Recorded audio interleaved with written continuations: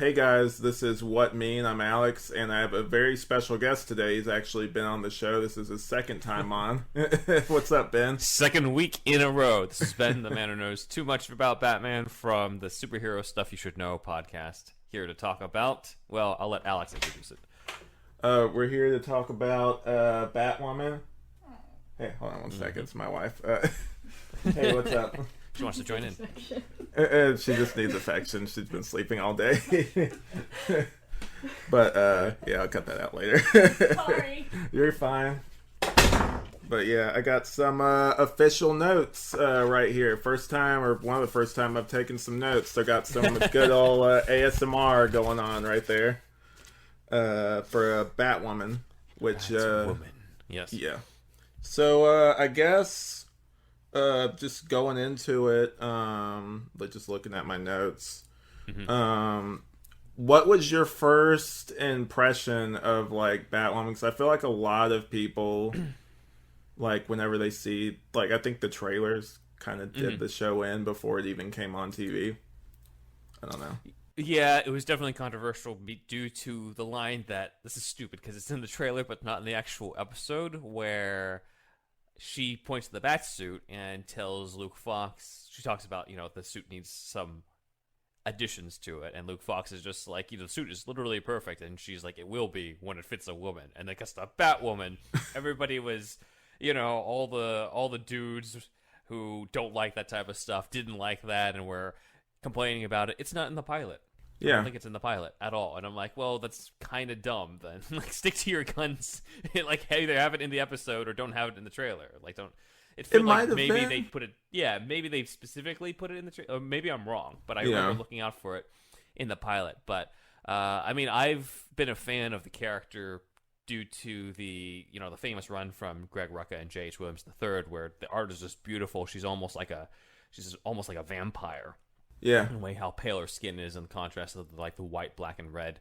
And I heard they were going to do the TV show, and I'm like, okay, that sounds awesome. And then they brought her into the Elseworlds crossover for the Arrowverse, and she played a decent role in that. We had the whole Arkham thing. Wasn't a huge fan of their version of Arkham, but I realized they're on a budget. Yeah. The show comes out, and I'm like, you know what? I'll still watch it because I like Luke Fox. I like the character of Kate Kane. I like this general world. I'm not a general fan of some of the things they did to Kate's family, specifically with her dad. They really just made her dad more of a Commissioner Gordon type rather than the type that he is. He's in the Luke Fox role, kind of. He's kind of like an Alfred type. Yeah. But yeah. Yeah, and I just don't like that they're just like, well, since we have all these Arrowverse shows, the tradition is that the cop character is the father to the female lead, because you got that in Arrow where he was the dad to Black Canary, you got it in Flash where he's the dad to Iris. So, let's just do the same thing here. I'm just like, no, don't do the same thing. Make it like the comics, but whatever. They decided not to do that. So, anyway, first impressions, I was like, it wasn't my favorite, but I did appreciate the fact that they were trying to bring the world of Batman into the Arrowverse, and I think most of all what they did with different villainous characters, right, compared to what they were actually doing with the Batman family. So those were kind of my feelings in the beginning. Yeah, I know definitely like the trailers, and like I did like the Elseworld thing, like that was cool. Something I just noticed, I was looking again, we're going to do, like in the Assault on Arkham thing, we're going to do a weird thing where we micro-focus on how the costumes look. Yeah. But I noticed something, I think the Elseworld suit, other than like the second season, which we'll get into later, I think that was probably the best looking version of the suit was in Elseworld. It looks the most kind of like Batman-like. I feel like I wasn't a fan of the whole... when she did like that whole like kind of V-neck thing going on like in the later episodes. I almost forgot about that, but yeah. Yeah, like that was weird for me. But then when you were, I think you were talking about how she had like some sort of allergic reaction. Maybe that was, they made a new suit maybe, so much of it wasn't on her. Maybe it was just to move her neck. I have no idea. Probably just to move her neck.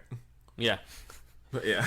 That damn neck is always in the way in these bat suits, right? Everyone's just like, does he get to move his head? Or does he get to do the Keaton turn? Right. Certainly So make backing out of the driveway easier. just need the cameras in the back. Right. Problem solved. Thanks, Lucius, or Yeah, Luke in this case. But yeah. exactly. But yeah, I definitely. I'm just gonna be honest. Ruby Rose, like, just now that I have distance away from it, we'll get more into her as like an actress. But she, in terms of looks, she looks like the character a lot. But in terms of acting, it's really rough, man. Like, she's not the best. I think the weakest part is when she kills that dude. Like it was like the big kill of the first season, right? And then she realizes her mistake, and then she tries to revive him, and she's like, "Come on, live!" And it's just the way that she does it. I'm just like, oh dear. So Right. it doesn't do it any favors. I think the best character and the best actor, in my opinion, that steals the show is Rachel Skarsten as Alice. It's just like, this is basically the Alice show. When Ruby Rose was going to leave the show, people were just like, could you, since they're twin sisters anyway, could you just have her play Batwoman and Alice?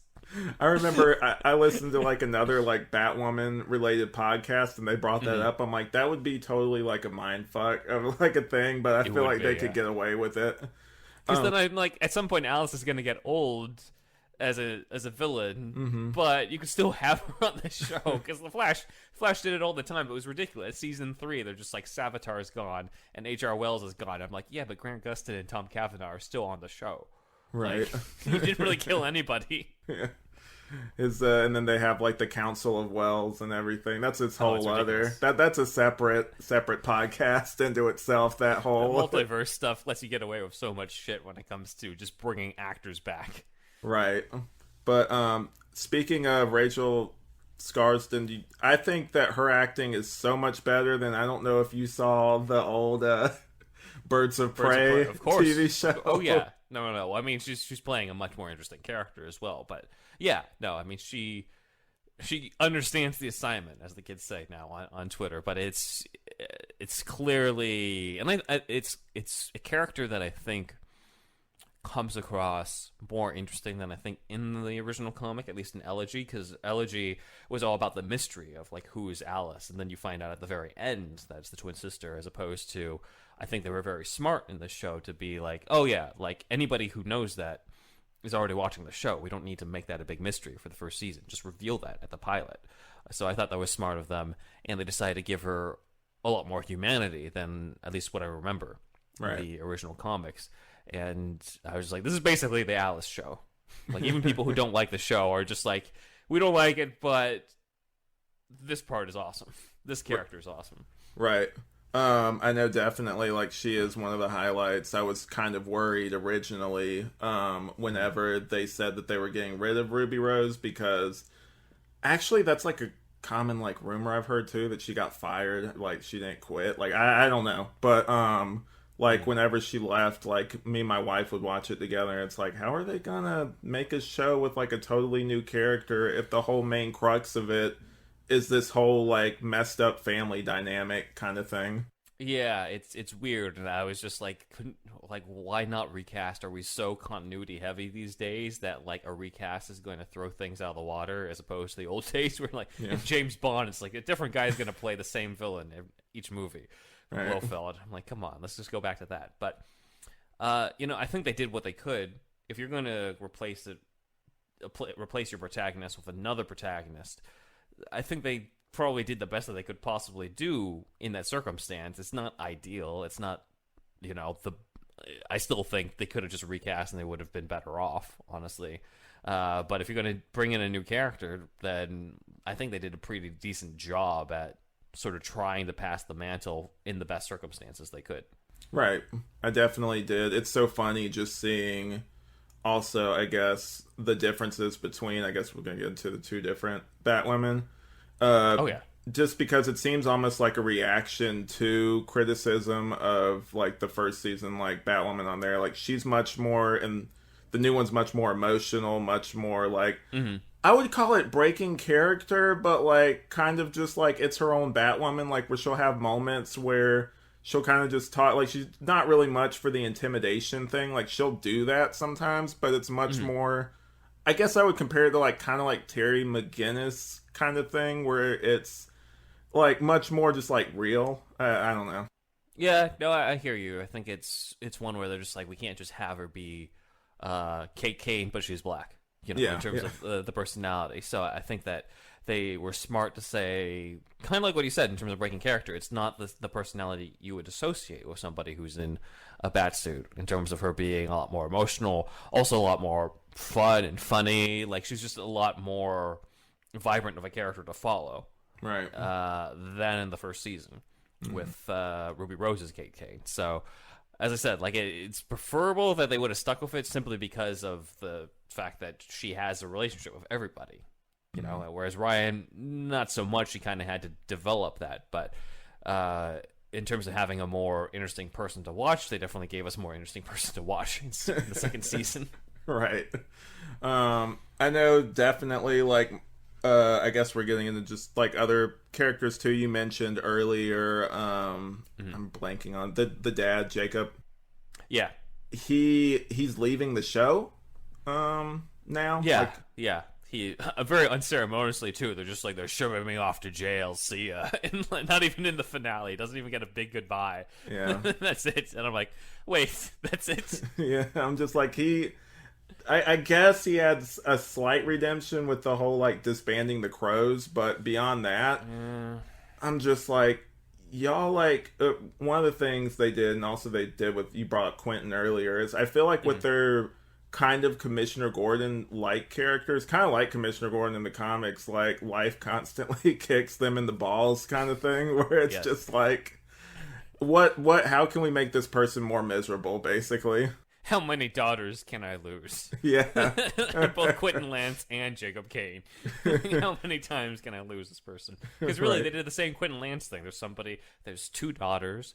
One of them died years ago, but then turns out they're still alive. Like, it's the same shit. I'm just like, he could have... Like, I was hoping at least maybe he would become part of the Batman team. Yeah. Just so they can fulfill that role in the comics. But they're just like, nope, he's gone from the show. I'm like... Well, I mean, I guess it kind of makes sense since Kate's gone, too. It's not like he's going to be the Alfred to a completely different character. Yeah. But I guess it makes sense. Yeah. My whole thing with that, too, is, like, Quentin was at least kind of, like, and other people brought this up, too, kind of sympathetic with Jacob most of the time. I mean, I guess I feel sorry for him just because he's the dad, but for the most part, they kind of paint him as, like, I mean, at the end of the first season, he's literally shooting a Batwoman. Like, I'm just like, how am I supposed to feel about this guy? This guy's a jerk. I know. I think they just didn't have an opportunity to do the Quentin Lance thing. Yeah. With him. And also, it's like he's kind of a clone anyway, so by proxy, he is kind of just going to be somewhat inferior just from kind of being a copy. Yeah. He's no Paul Blackthorne. I'll say that much. It's right down to he's a Scottish actor pretending to be American, just like Paul Blackthorne was a British actor pretending to be American. They did not vary things up with this one. It's this girl's CW tropes, the CW verse. We need a British dude pretending to be American with a really rough American accent to play a really rough father who's lost a daughter. This is a very specific thing we need here. That kind of reminds me of I don't know if you've ever... Teddy Sears, who played Zoom. Yeah. He did, like, an interview where he was talking... I think that's the reason why he didn't come back a lot. Where he was talking about The Flash in Season 2. And even when he got cast, he's like, I don't know, guys. Like, we kind of... Didn't you guys kind of do that, like, last season or something like that? Talking about his character. He was just being honest. He wasn't wrong. Yeah. I'm like, man, that show used to be like appointment television. And I feel like now it's just kind of like, I don't know if they just have run out of stuff to do or what. I think they got rid of most of their good ideas at the beginning, honestly. Yeah, sadly. Yeah. And it didn't seem like they were really that's a problem sometimes too. It's just like, it seems like, I don't know if they were really fans of basically the comics outside of just the most famous thing, which is like the whole Flashpoint and Flash Rebirth stuff, the whole aspect of the mom getting killed by Reverse Flash years ago, and then Barry resetting that, and then after that it's just like, well, where do we go? I'm like, well, there's all these years of different Flash comics, but everybody seems to gravitate towards Flashpoint. We're even getting that in the movie. Yeah. I'm like, there's if anything, Flashpoint's more significant when it comes in later after you know more about the Flash, not like in his very first adventure. Because where do you go from that? Right. And then that movie's a mess too, with the whole like we're gonna make it about Batman because like nobody wants to watch the Flash movie. It's the main reason why everyone's gonna go see it. Really. Yeah. I guess speaking about that a little bit, do you remember the that whole like the choking thing with Ezra? Ezra Miller, yeah, I do. That just kind of got swept under the rug after a while. WB's like, don't worry about it. You're getting a Flash movie with him and Michael Keaton in it, and you get the Snyder cut. Be happy. I'm like, all right, well, I guess. Still don't really know what happened. It sounded like he just got drunk and belligerent with somebody, and I'm sure there's stuff that we didn't see before the filming started with that. That doesn't excuse the fact that he tried to choke a woman out at all, but I'm just saying that it seems like there was a lot of stuff that happened beforehand that led up to that. Again, doesn't excuse the action, but I don't think he's just randomly going around trying to choke people. Yeah. But I feel like they should do like a Suicide Squad of like disgraced like Hollywood actors or whatever. You can have Amber Heard on there. You can have Ezra Miller.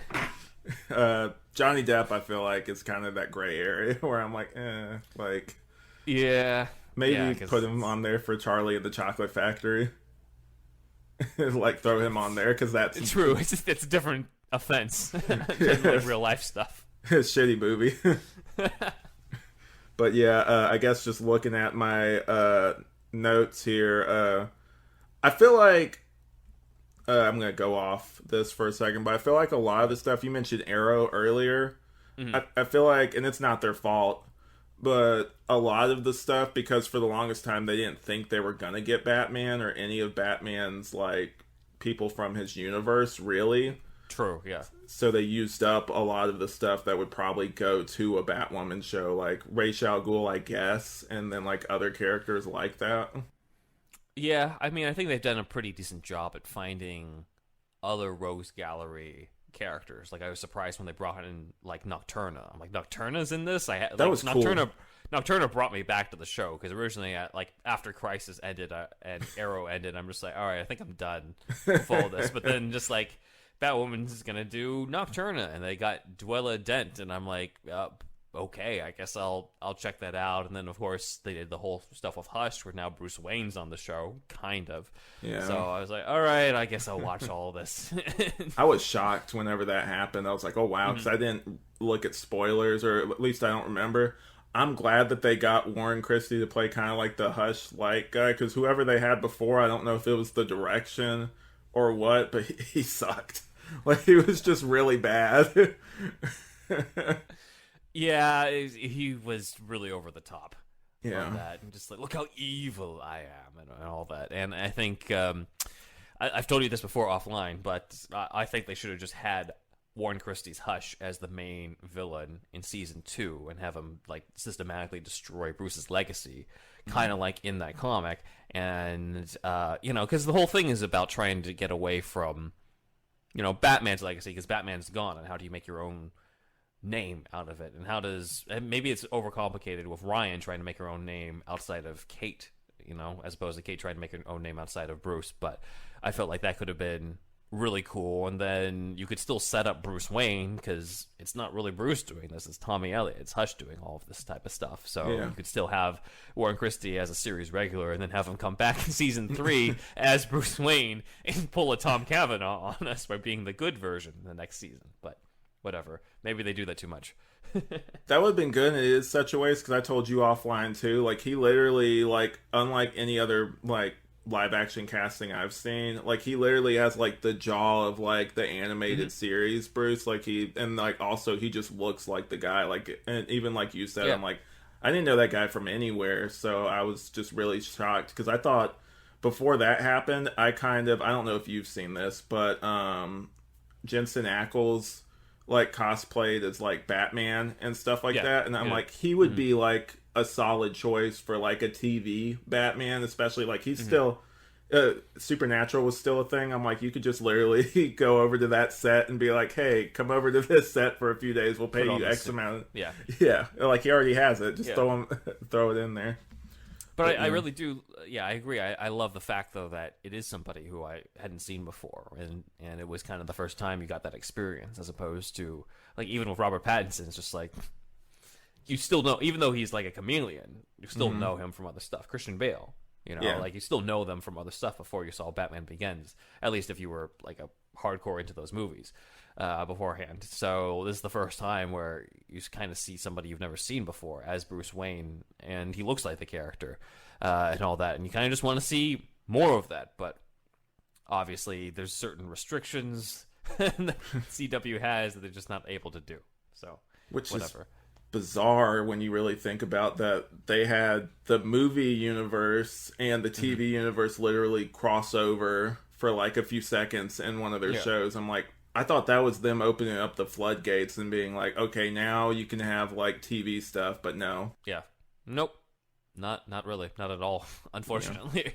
So there's like, you can't have Batman unless he's Hush or he's in a hallucination in Luke's dreams, but you can't have Batman. I'm like, okay. And then I don't know what they're going to do with Titans, because Titans Season 3 is coming out of this week, and I know they're trying to do a whole Death in the Family under the Red Hood type of thing based off the trailer, but I'm just like, so we're going to do this whole thing without Bruce suiting up all season? Is that what we're going to do?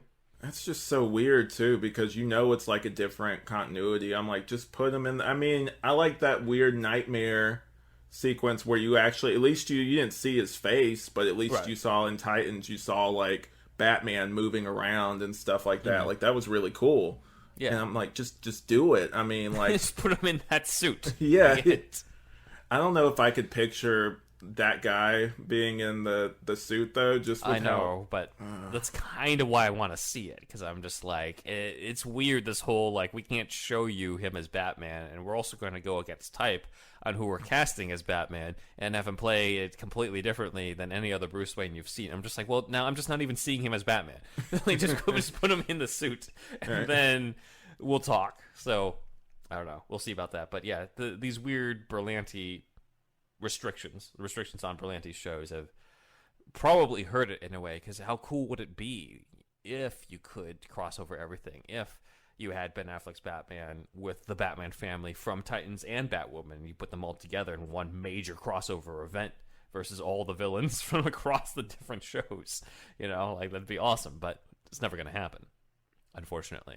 So I guess we'll have to see if they do try to make something of Batman in this continuity with Batwoman. But I guess in the meantime, we got Batwoman and now Batwing, with Luke becoming Batwing. That was really cool, actually. I really liked that whole reveal and everything. I liked, I guess, one of my notes here. I think, and this is going to be a hot take, I think that the episode, the Cluemaster Stephanie Brown episode, I think that was their best episode of the season and maybe of the series, in my opinion.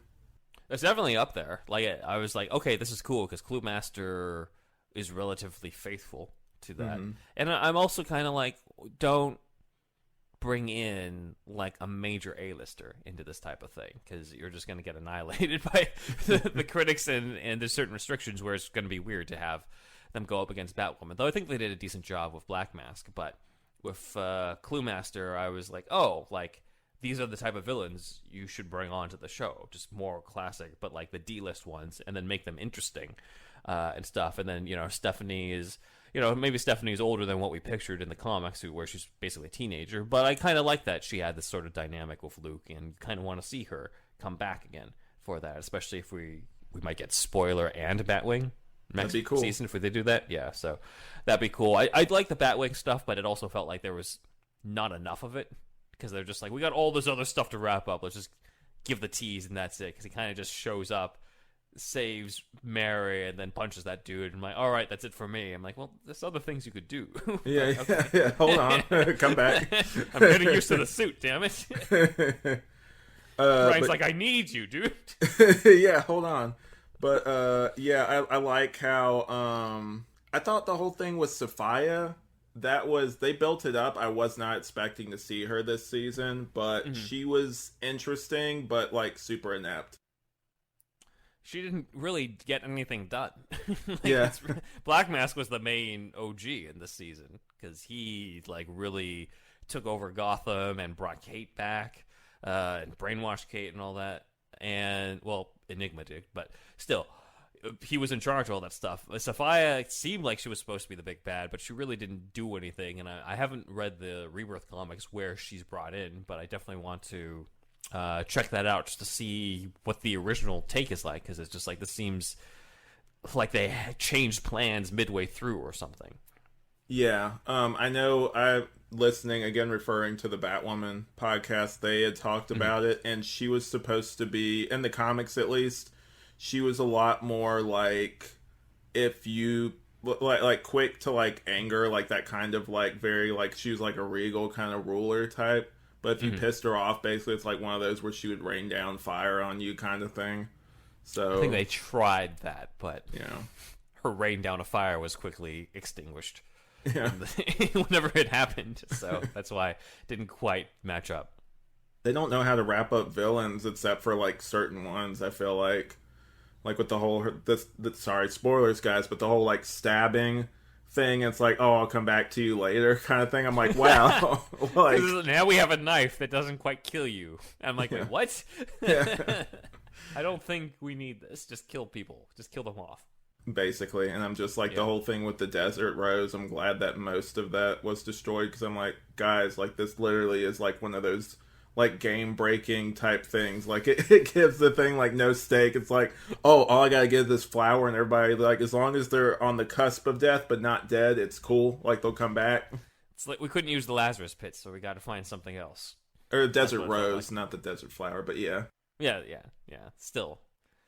Yeah, that stuff. Like, I like the Black Mask stuff a lot better. Also, because he's actually wearing the Black Mask, as opposed to, sorry, Ewan McGregor, but you had, like, one scene with it on. I'm like, It doesn't quite, like, he was still good, but this one felt like more of the character to me. So, I thought that was cool. He was definitely closer, at least from my experience, closer to the comic than the one in the movie. I think, honestly, I like him more than the one in the movie. I mean, the one in the movie, that's definitely like a take, but like it works for that. It works for that movie, but I can't really see it working in, like, say, like a more grounded thing, I guess. Yeah, I hear you. So I think they did a decent job with Black Mask, a good job of Clue Master. Alice, definitely. I think Alice might even be better than in the comics, though, to be fair, I haven't really read comics with Alice in it outside of Elegy. So maybe weird. She's more fleshed back later. She's just weird in other comics? No. I was just saying, in that comic, I just found her weird. Like, I don't know if you've ever, like, 'cause she was just quoting, like, Alice in Wonderland, right? Like, kind of like in Long Halloween, how Jeff Loeb doesn't really know how to write Mad Hatter, so he just has him quoting Alice in Wonderland the whole time. Like, that's the kind of vibe I got from it. Well, it's hilarious when he's arguing with Scarecrow and they're just like trading nursery rhymes and Alice in Wonderland quotes. Loeb's like, I don't know, just throw something together. I don't care about this stuff. Let's go back to Holiday. Yeah. I'll just take someone else's writing and then, like, just drop it in here. I don't feel like writing this part of the script. Mix in a little bit of The Godfather as well into this, and we're good. Yeah, so it's weird, sort of comparing the two, because I forgot there's this big supernatural element in Elegy that is just not in the show, at least in the first season, where there's like a werewolf in like the first. That was weird. In Elegy, and I'm like, wait a minute, it's could have been a completely different show if they followed this. So I don't know if I necessarily prefer the comic or the show when it comes to that element. I do like certain elements in the comics better when it comes to, Batwoman's hideout and stuff, rather than her just sort of taking over right from Batman. She's her own thing she really is her own thing in the comics, as opposed to this one where it's just like, well, Bruce has been gone for years, so I guess might as well just take his stuff. Yeah. Just take all his stuff. I'm just like, it kind of goes against if the whole thing was just like, I don't need a man type of thing.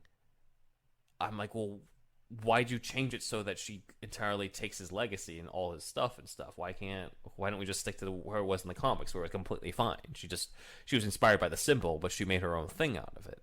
Yeah, because Batman doesn't even like her in the comics. I think one of the first interactions, he's just like basically telling her to get off the street or something like Yeah. that.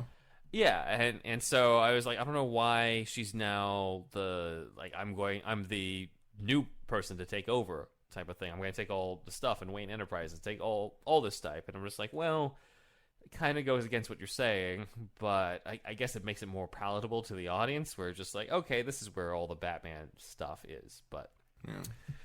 I don't know. It is kind of cool to see. It's just, I guess there's somewhat of a letdown where it's like, in the Arrowverse, you're built up so much about like, what if Batman existed in this world? What if he existed? Like, what would everything look like? And then you get to Batwoman, and you're like, that's what it looks like.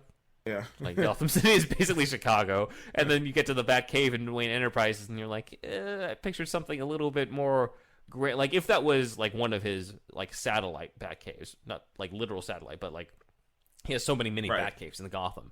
If that was like his main other one that wasn't the main one in Wayne Manor, I would be fine with it. But if that's the main one, I'm like, I don't know. I don't really like the fact that this is the main one outside of it. Now maybe there probably still is a cave in Wayne Manor in this continuity, but they haven't said anything about it. I hope so. Or talked about operating it, but I'm like, I don't think it's this one because it just feels very. To be fair, this might be a hot take. I still like it better than the Bat Bunker in the Nolan movies. Yeah. Because that was just like, why is this brightly lit so much?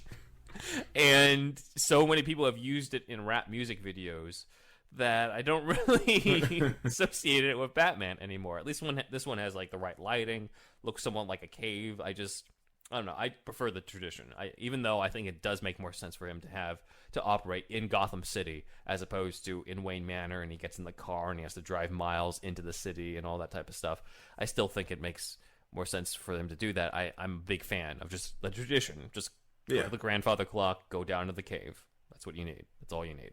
Well, I mean, they don't want to give us the Batcave. I mean, even in the, I think in the Arkham games, I think there was only one, and it was like the Origins one where you actually got to be in the real Batcave. All the other times it was like, oh, this is my random cave that's on Arkham Asylum or something. Like, Batman, why do you have a cave in Arkham Asylum? That seems really dangerous. Yeah. It's like you just have to glide down. That's like someone who was like not parachuting, someone that's like rock climbing or something like that could probably literally just swing in there if they wanted to. I'm like, this seems like it's basically like, hey, we want to give you the experience of the Batcave. Our main excuse is that he's got a Batcave in Arkham Asylum, even though it makes no sense. Why would he even do that? Yeah. It's way more risky. It's like, how often are you going to be in Arkham Asylum, dude, and need to just hang out there and spend the night over there? Probably not going to happen. Apparently a lot. A bigger risk that someone's going to find that shit. Mm-hmm. So, oh well. But yeah. It's just for the video game. But yeah, like the whole thing with like you were talking about with the Dark Knight where he had that super bright Batcave or whatever, I'm like, it's subverting your expectations or something like that. That's why it's cool, I guess. I don't know. I guess I'm a fan of subverting expectations when it makes sense, but sometimes I think filmmakers go like, it subverts your expectations. I'm like, that doesn't mean it's necessarily good. This doesn't mean it's necessarily a good idea. This one is just more of a visual preference. I prefer sort of the dark gothic type of visual as opposed to him just being in this brightly lit warehouse to operate. I'm like, I guess sure it's realistic, but is it? Is it really? Yeah, is it really that realistic? It's only realistic because it's in a movie that seems like it's realistic, but it's probably not really realistic. So, Anyway. Batcave preferences. Do you, since we're on this tangent, do you have a favorite like Batcave of the movies? I guess it would probably be. I really like how it looks in, and I know like this isn't a super popular movie, but I kind of like the look of it in Batman Forever. Honestly, I feel like that's the most like traditional version if we're going like closest to the comics that the movies have gotten. I mean, the one in the first movie is fine in the second movie, but it's more just like, here's a computer and the cave's in here and that's about it. We don't really get to see much of it in the Burton movies, but it also strangely feels bigger in the Burton movies, probably because of just the caverns and everything, as opposed to, I think, the one in Batman Forever, where it felt like a more enclosed space, but you still got to see more of it. It felt like there were different aspects to the cave as opposed to just the computer. But I grew up with the '89 movie, so just the atmosphere that you feel when he shows Vicky Vale into the cave and there's the bats and he's like, they're great survivors and stuff like that. I'm like, okay, this is pretty cool. I'd like to see more of this, and hopefully it looks like we probably will in the upcoming Flash movie. So mine's probably, I do love the Burton stuff, but I also like the Schumacher Batcaves as well. And I like what we saw of the Nolan Batcave in Begins and Dark Knight Rises. I don't count the Bat Bunker because that's not really a cave. Yeah. And then let's see.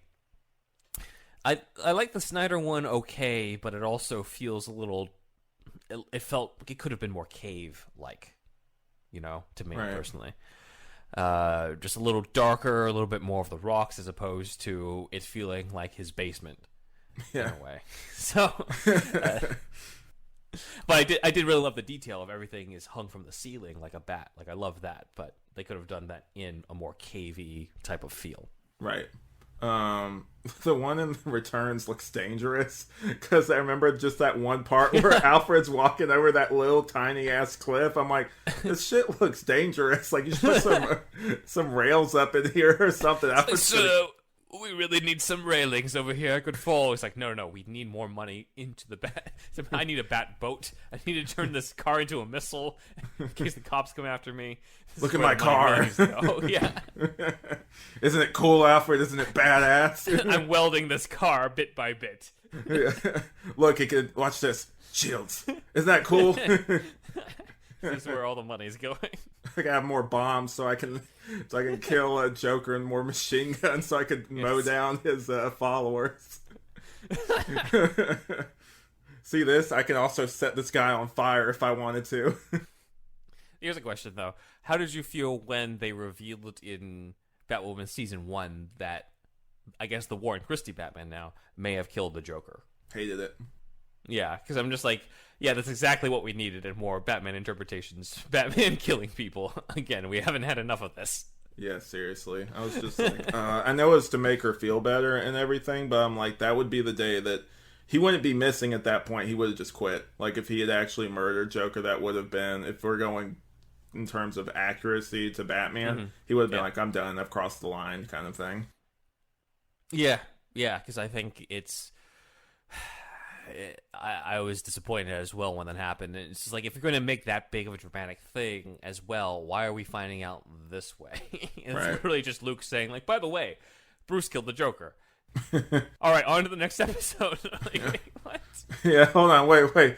Run that back again. This is Batman, the original vigilante, somebody who, like, even the Flash admires, as established in Elseworlds. I get that there's a pre-crisis, post-crisis thing, but still. And some of the most dramatic events in his life are just gonna be paid lip service to. Like, we don't off screen. Actually, and done off screen. I'm just like, let's just not touch that. Let's just say, just have her deal, because it didn't even necessarily make her feel better either. Yeah, it probably made her feel worse. It seems like you're just like, wait, now anybody who dons this bat suit is gonna basically end up killing somebody. That doesn't sound good either. And then it got doubled down. In the crossover where it was Kevin Conroy talking, and he's like, I also kill people. He's like, the first one was hard, but after that it got so much easier. It's like, I Jesus love Christ. People. The Batman from your childhood. Yeah, doesn't that make you feel good? Yeah, for that one, I'm like, I get that this is an alternate universe Batman, and it's cool that it's Kevin Conroy. I just also kind of wish it wasn't Kevin Conroy at the same time, because I'm like, if you're going to bring him into live action, he's known as the definitive Batman. He looked weird. Well, yeah, that too. He's known as the definitive Batman, but actually have him be the actual Kingdom Come Batman, for God's sake. Like, it would have been cool if he had a scene with Brandon Routh Superman, because that's supposed to be the same world, if we're going by the comics, and they talk, and Bruce maybe gives them something they need on the journey, and then they go off. Just give them like one scene as the Kingdom Come Bruce, and that's all you need. Instead, we had this whole other thing where he's just like, yes, I also kill people, and you're going to go down this path too, so that you kill somebody later on the season. And I was like, I guess, because he's not the main universe Batman, but then they ruined it by saying, well, no, main universe Batman still killed. I'm like, well, then you guys just, whatever. Yeah. I guess it's just down to Adam West, Clooney, and the guy from Titans, because the only time we saw him kill was in a dream, not in the reality. So far.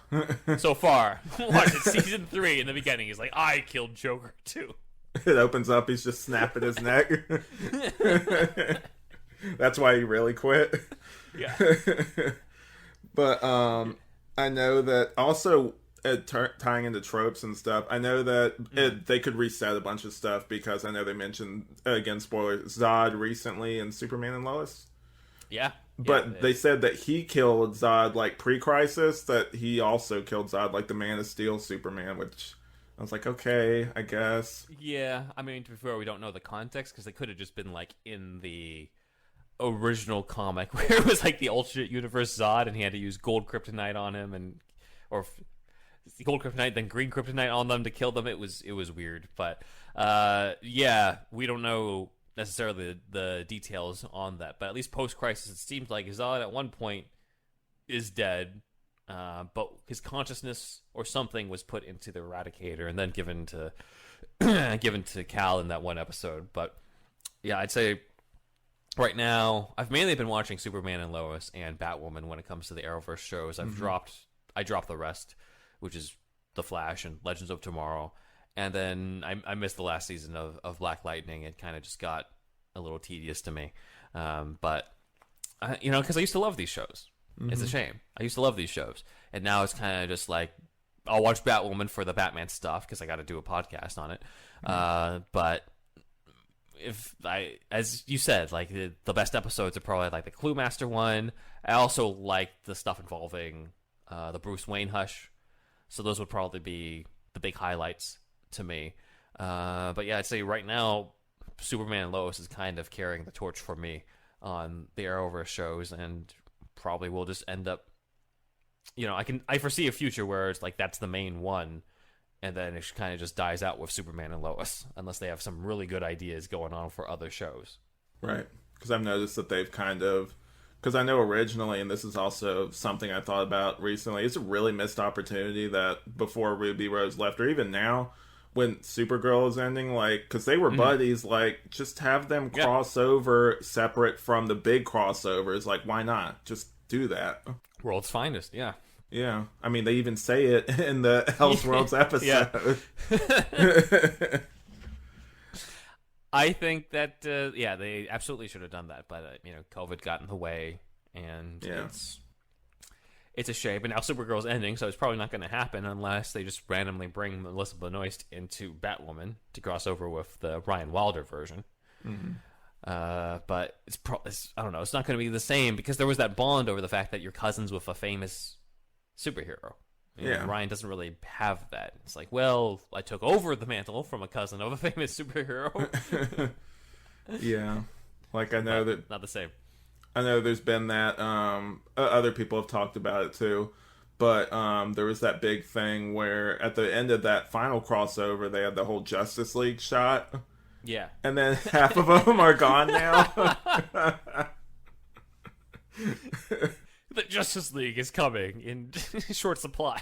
Yeah. Next crossover. I'm like, and then the whole thing with Diggle too. I'm just like, I like that they're bringing him in different shows, but I'm kind of bitter about it, because I wish that they would just let him be Green Lantern. I'm like, what does it hurt? People know that this is a different continuity. Just do it. Yeah, at this point. Yeah. No, it's dumb that they're holding them back on that. Yeah. Just give us a Green Lantern in that show. Like, just let them have everything so we can at least see what is this universe like without restrictions. Yeah. Because I feel like the restrictions have been hurting it. So, we could do a World's Finest with Tyler Hoechlin's Superman and Warren Christie's Batman in that world. We could have Diggle as Green Lantern. We could potentially have Melissa Benoist come back as Supergirl for, and meet the new Batwoman, or bring back, I guess, Wallace Day now as Kate Kane for like good. a little bit. She was good at it because she had the task of not only playing Ruby Rose as Kate Kane, but also Cersei at the same time. So I thought she did well. It's almost like she deliberately, when she was Kate Kane, I don't know if you felt this, but she was like deliberately being more monotone and wooden as Kate. That's really funny. But as Cersei, she was like she was unleashed. But oh yeah. Her voice was kind of like, I noticed that she did like you said, kind of like a different voice. Almost sounded like Ruby Rose a little bit. I was kind of impressed. Mm-hmm. Like almost like an impersonation type thing, which is I don't know if you ever watched Smallville before. Yeah. But they kind of did the Morgan Edge thing. Oh yeah. With her, where the whole plastic surgery thing, and then like it's like, oh, the surgery it messed with my vocal cords or whatever. Weird. Yeah. We couldn't get Rutger Hauer back, so we had to recast it. What the hell are they doing with Morgan Edge in these adaptations? Jesus. Oh, I forgot that it's Morgan Edge too. That's hilarious. In Superman and Lois, except it's not really. Yeah, no spoiler alert. Yeah. I mean, we spoiled like a lot already. Spoiled everything. The entire universe. If you've never seen any of these shows, don't watch this. You don't have to now. Yeah. No, please watch them. Oh yeah. There's some good stuff in there. Yeah, there's definitely some good stuff in there. But I guess going off Smallville too, one of the notes I have is that this show is closest to it with the very much with the where it's really good, like the high highs and the low lows kind of thing. Like when it's good, it's pretty good or really good, and when it's bad, it's really bad. The last few seasons of Smallville, I was just like, I was very in and out, and I'm like, okay, I'll watch the finale, and then I kind of regretted it. So I'm just like, he's a CG cartoon after 10 years of this. This is what we get. Finally get to see him in the suit, and that's what it is. That's why my co-host on our show, Superhero Stuff You Should Know, Andrew's just very against watching Smallville just because he knows that it doesn't lead to him wearing the suit. I'm like, why would I need to watch 10 seasons of this? I'm just like, look, there's still some good stuff earlier on before you get to that. And to be fair, it is some of the very first live action interpretations of some of these characters, so you kind of have to, it's still part of DC history to talk about. But I also can't blame you for not wanting to see it, because you don't really get to see him as Superman, at least in the costume. But it does bring up an interesting point where I'm just like, you still get to see these characters outside of costume. Like this, is the character really complete just because of a wardrobe change? Yeah. You know, like it is still Clark Kent saving people. It is still aspects of the Superman character. It's still Lex Luthor being Lex Luthor. Like it's still a Superman show at the end of the day. He's just not literally wearing the red cape until the final episode. Does that mean that the whole entire show is invalidated? No, I don't think so. I don't think a costume change in general makes or breaks the character in a way. But I think that there's a sentiment against Smallville because of that, because of the fact he's not in the cape, or because there's a lot of hoodies in the Justice League and that type of stuff, where I'm just like, yeah, but it's the essence of the character still there.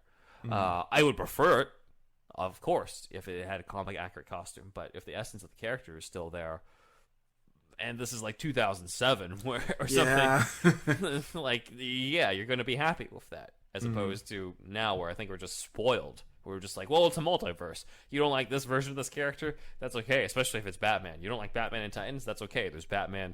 There's 3 different Batman coming to your big screen next year. Right. We are completely spoiled right now that we don't appreciate, I think, just how good we have it. Yeah. I definitely, like, going back to, we mentioned Birds of Prey earlier. I remember back then, like, I discovered that show because I think I forget how I heard about it, but I think maybe I got, like, a DVD or something. And I was just like, what is this show? Because I think it was one of those things that came and went. And back then, like, we only had, you were lucky if you got, like, a superhero movie, like 3 superhero movies in one year. That was like crazy, or something like that. Yeah, like it was an event just to have one movie, even if it was Spider-Man 3. You're just like, well, it's the only superhero movie out this year. I guess this is what I got. But yeah, like a pre-MCU, it was rough, and then you appreciated what you had, and I feel like Batwoman is the almost the successor to Birds of Prey in a way too, because of the whole this is very much it's basically a pro feminism Batman universe story. There's certain elements as well that are pretty faithful, and other ones that aren't so faithful. Some stuff that's really good, and stuff that's not so good. In it, Oracle is such a big highlight of the Birds of Prey because of how it's like, oh shit, we have an accurate Barbara Gordon Oracle as opposed to Alicia Silverstone in Batman and Robin, who's not even named Barbara Gordon. So that was really cool, and then flashbacks of her as Batgirl was really cool. And so I kind of see Batwoman as sort of the successor to that, where it's just like, well, kind of like what you said, like when they miss, they really miss, but when they hit it, they hit it, and it's a sight to see when it's characters who you've never seen in live action before, like Clue Master. I never thought I would see a live action Clue Master, and they got this stupid outfit right too. It's got the orange outfit. He looks like, I don't know why, but like what for whatever reason that outfit reminds me of, like, he looks like Australian or something. I have no reason. He should have been Captain Boomerang. Yeah. This is Captain Boomerang's new suit. Yeah, they could have just given him a literal business suit, and like that's probably what Smallville would have done years ago. But now we're in the age where just like, no, embrace the comic imagery, embrace what it looks like, and stuff. Oh, that does remind me. What are your thoughts on the Batmobile in Batwoman? At first, I thought like it was just like, oh, it's just like a car kind of thing, and then I really thought about it. I'm like sometimes in the comics you'll get that too, where it is just a car. I think honestly it does, like, I do like the more kind of like where it's like a big I do like the Batman versus Superman, like that one looks cool. I don't like the guns thing, but whatever. And then and then like with that, I'm like, really, when you think of it from like a practical perspective though, like if he's trying to like blend in and kind of like not pick up like attention from people, he's not going to come in with like a giant tank or something. It's probably just going to be like kind of a slightly like souped up like muscle car or something. Yeah, which is why that's the most surprising thing of the Nolan trilogy, where he's just like, all right, we're going to keep this as realistic as possible. Also, he somehow manages to get the Tumbler over to Arkham Asylum without nobody seeing in the first movie. Let's give him a tank. But yeah, I agree, because at first I'm just like, this is it? Yeah. Like, even the Robert Pattinson one at least has some stuff on it where you're just like, okay, that makes it more Bat-like on it. But this one, I'm like, okay, it just looks like Bruce Wayne's car. But then I realized once Ryan updates it, I'm like, oh, this is their updated version of the 66 car, because they also have the red line on the side, which I know is probably a callback more to her costume being black and red. But I can also see it as a 66 thing. It's not nearly as iconic, of course, compared to the Barris Batmobile, but I do like that that's kind of a tribute to that, as well as still fits the show. And the red is not random, it totally fits the show. If they put red on any other version of the Batmobile, you'd be like, why? But this one fits. Yeah, so like I appreciate that aspect. I liked it. But yeah, like that, and also like it fits for the show. Like, honestly, I'm like, at least it had like the one moment I did really like is like when it's first introduced, like it has like the little jet thing, like you see like the little fire come out of the back of it too, which I'm like, that's subtle, but at least like it kind of shares the same thing in common with all the other ones. You got the little jet propulsion thing on the back. But yeah, it fits the budget and what this is. It's not gonna make my top 5 Batmobile list, but it's still, it fits what it is, right? It doesn't have like a bus engine or something in it. I know you can't just bring in the Michael Keaton Batmobile to every single production of this, right? Though if they did, that would be pretty damn sweet. Yeah, it would be. Actually, when I was younger, I went. They had like it probably wasn't obviously the originals, but they had like a little vehicle showcase, and they had like the Tim Burton Batmobile, I think like the Batman Forever one. I don't think they had the Batman and Robin one, but like they had those two. I think it was like in the early 90s, so it was probably just those two kind of thing. So that was really cool. That's cool. Yeah, I think they there's something so iconic to the original as well that like that's why you keep seeing it pop up sometimes in different comics. Apparently, oh yeah, it is. I don't know if you saw this.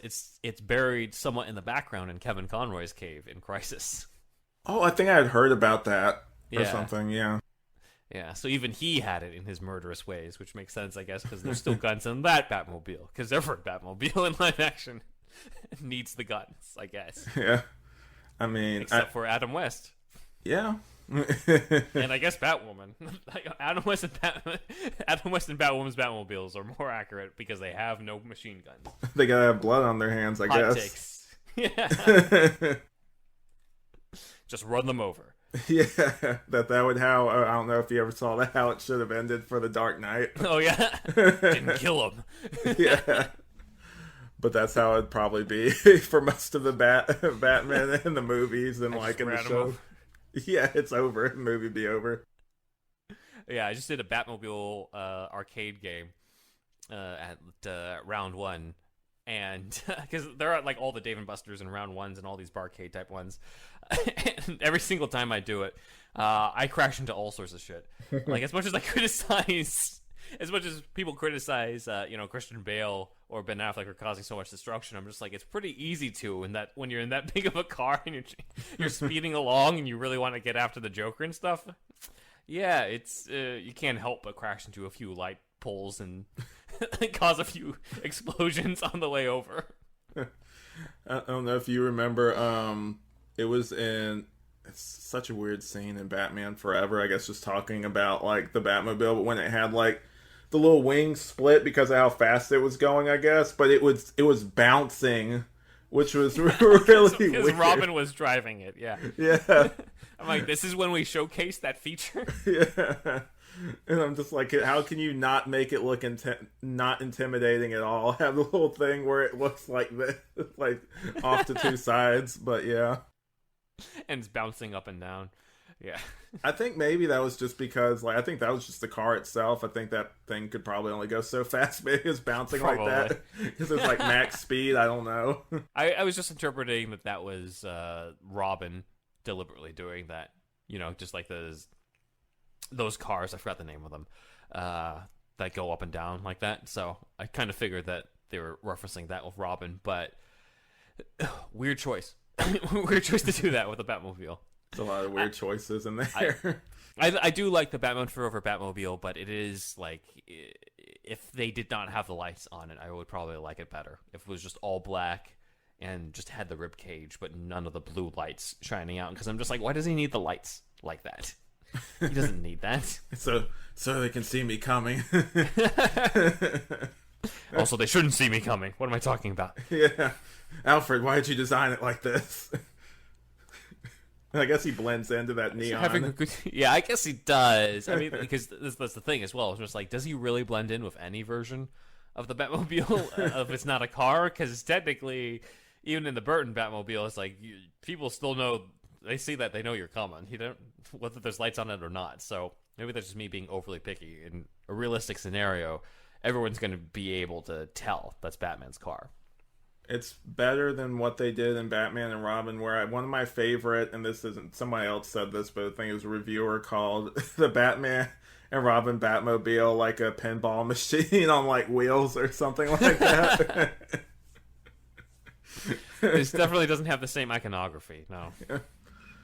That's a whole separate episode, but that movie. Nice. Mm-hmm. But I guess, like, do you think that they're gonna, with the absence of the original Batwoman, do you think that they're gonna start incorporating more like characters from like the Bat family, like they already have with Stephanie Brown? But do you think we'd maybe get like I'd love to see what like either Tim Drake or maybe even, I know they have Jason Todd and other things, but I would love to see like what Jason Todd would, I guess, look like in this show. I know we're about to get him in something else. We have Jason Todd and Tim Drake and Dick Grayson in Titans, so I feel like they're not going to, but they also have Barbara Gordon in that, and we're going to get Barbara Gordon's Batgirl. But I guess because she's not going to suit up as Batgirl in Titans, they allowed it, because she's in the wheelchair. in Titans, so she's going to be closer to the Oracle type in that. So I think that there's an opportunity there, but it'll probably be Bat family members you are unlikely to see in the other shows. So spoiler is on the table. Because of the fact they already planted her, and there's no plans for spoiler, at least from what we could see in Titans, because Titans has way too many characters as it is. They need to figure that shit out soon. But let's see, other characters could be. Well, they do have Victoria Cartagena coming in as Montoya, and she played Montoya in Gotham. Right. She's coming back in Batwoman, but she could become the Question, because these Arrowverse shows, a lot of the times the team that is back at headquarters also become their own superhero team. They don't just stay the same. We saw this with Flash. We saw this with Arrow. It happens with everybody. So the same thing's going to happen. Luke is now Batwing. And then Mary seems like she is based off of Kate's cousin in the comics. And Bet Kane becomes Flamebird. So maybe we'll see her become Flamebird. So it would be... Batwoman, Batwing, Flamebird, and potentially the Question. And I have suspicion as well that maybe Montoya could be a love interest to Ryan. Yeah, I could see that. She is Kate's love interest in the comics, and since Kate's gone, and they kind of did that already with Sophie. Yeah. And I don't think they're going to pair Sophie with Ryan, given their past history. I think they were trying to occasionally tease it, but I just don't really see. I think Ryan has just too much resentment towards that. We're more likely going to see her with Montoya and have a fresh start with somebody versus somebody who used to bust her for things in the past. So I think it's likely, that we would see Batwoman, Batwing, The Question, and Flamebird coming to you at the CW season 3 or 4.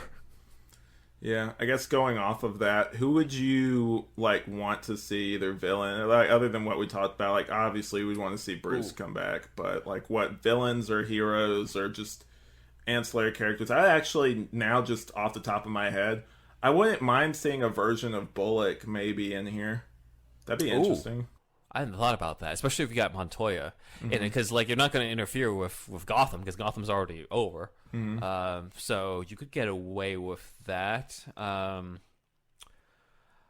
In terms of other characters, it's kind of like what I said about Cluemaster. Bring in the D-listers, the ones who, if James Gunn isn't using them in the next Suicide Squad, bring them into Batwoman, and then do something cool with them.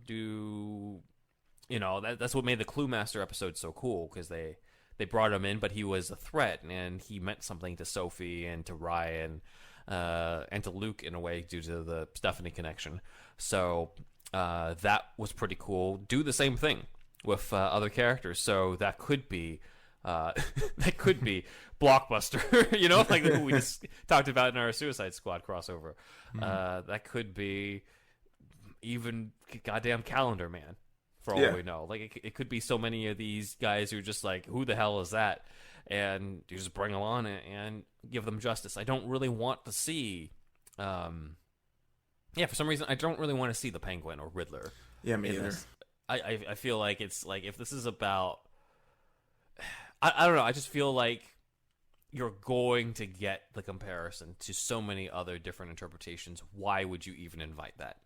As the CW. That's why Cluemaster works. If that was the Riddler for that one episode, everyone would be like, this is the worst Riddler ever, simply because he was only in one episode of the CW of a show. No matter how good the actor might have been, you still have that criticism. But since he's Cluemaster, it's okay, this feels cool. It's the first live action version of this. It wouldn't necessarily be the first live action Calendar Man, considering Sean Gunn has that cameo in the Suicide Squad where he's roasting Polka Dot Man. Which is amazing. But I love that. It would be hilarious if they could bring on Sean Gunn as Calendar Man versus Batfleck. But he just starts roasting them. That's my main power. Fuck calendars. I only came up with a gimmick to invite you, so I could roast you. He's in the little glass case too, and he's just standing there. It's I've come to you for information. He starts roasting him right there. It'd be hilarious. This makes the long Halloween so much better. Yeah.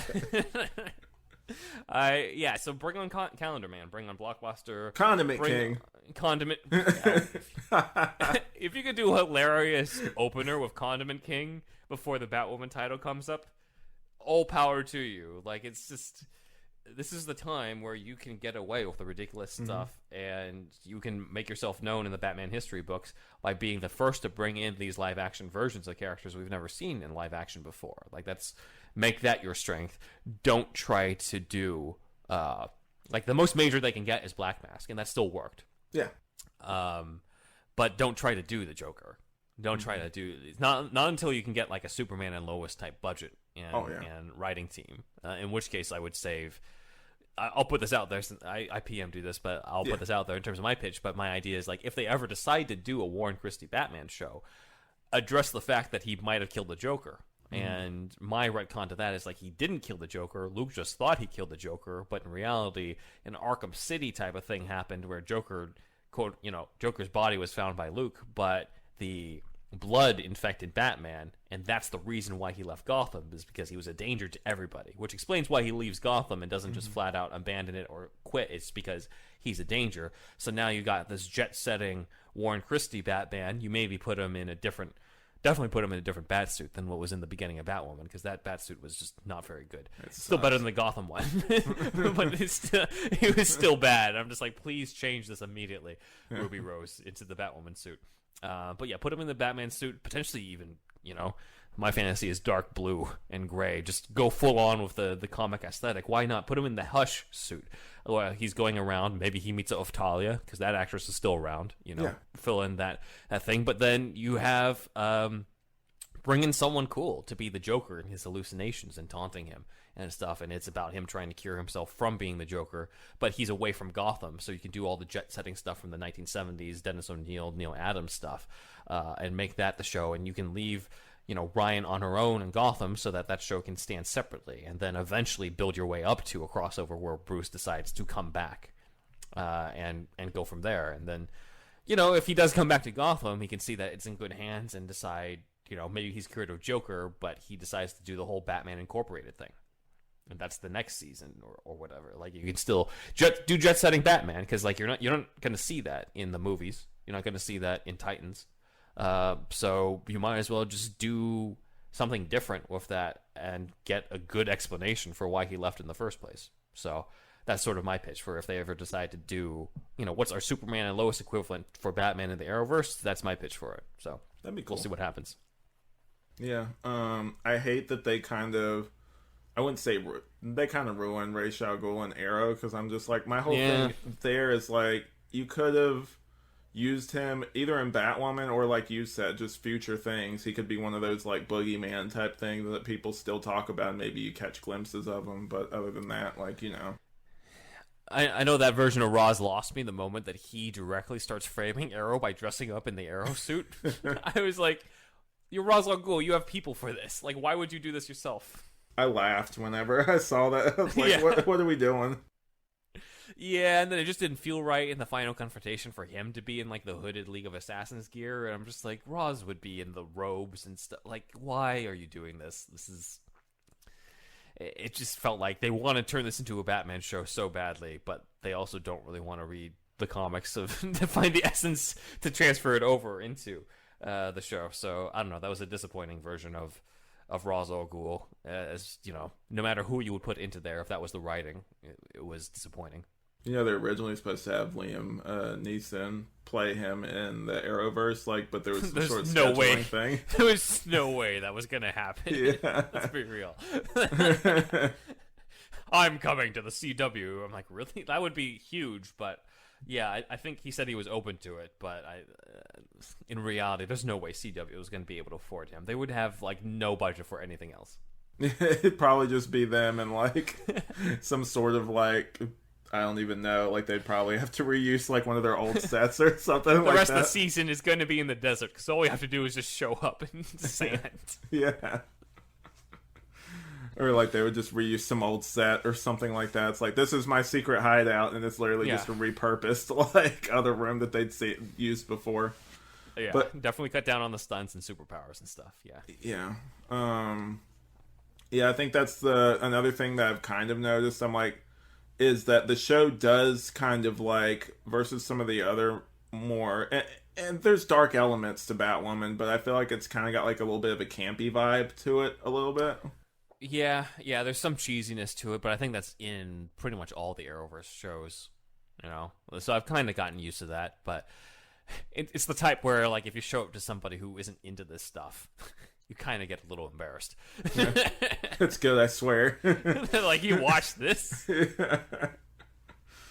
But I know that one of the things I also noticed is that like I feel like this show isn't perfect. I like it because I'm a Batman fan, and there are good moments to it, but like I do think that it's one of those things too that like with a lot of female led like either movies or like TV or whatever, people are going to be like certain either YouTubers or reviewers are going to be a lot more critical of it Yeah. because it's women led than they would if it was a guy as the main character or something like that.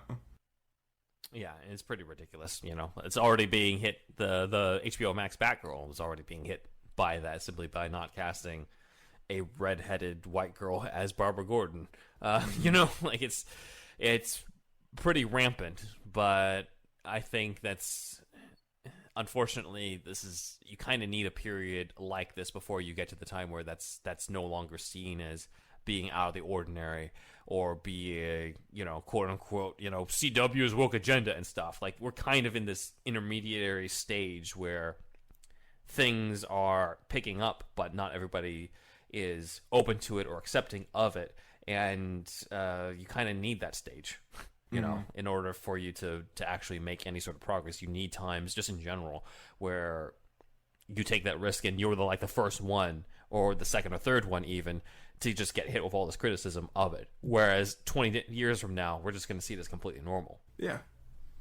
I know that one of the other things too is I feel like just in general with the Arrowverse, like when it came out, Smallville was my only point of comparison other than Birds of Prey for like quality kind of thing. And so like I remember Smallville had a really bad problem with like either fight scenes or anything where it's like two people fighting each other with a few exceptions. So I remember one of the biggest selling points for me was the choreography, was how it looked. They were in the suits. It was this darker take, and a lot of superhero TV shows weren't really around then, so it didn't really have a lot of competition.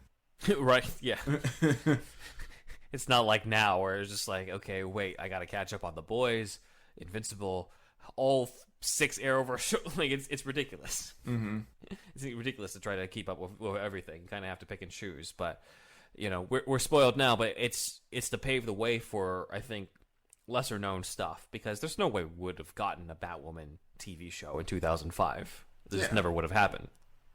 It just wouldn't have. So the fact that we have it now is cool. Maybe we would have executed it, you know, maybe we wish for a different execution. You know, I personally would have loved something that was a little closer to the J.H. Williams III art, you know, something a little bit more almost like vampire gothic horror movie style is what I always pictured. Because I was always like, if I never get to do a Batman movie, I could do a Batwoman movie based it off of Elegy and have this type of Tim Burton esque gothic imagery, Bram Stoker's Dracula type of quality to it, because it just feels very vampire esque in the art in the original comic. So I always wanted that. So it was kind of sad watching the CW version and not getting that, but it's also like I don't know how good of a way they could have done that either with what they're limited to.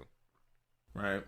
And I know one of the biggest things too is versus now, like you said, we're spoiled. Back then, it was almost like, and other people said this too, I agree, they were kind of almost like ashamed that they were like a superhero project. Like they were like, yeah, we're superheroes, but we're going to try to make it as non-comic booky as we possibly can so that people don't laugh at it or something. Yeah. So if we did get a Batwoman show in like 2005 or so, it probably wouldn't have been this. You know, we would have had less comic book characters. She probably wouldn't have looked quite like it might have just literally been a woman in the standard Batman suit. Yeah. Kind of like what we got in the pilot.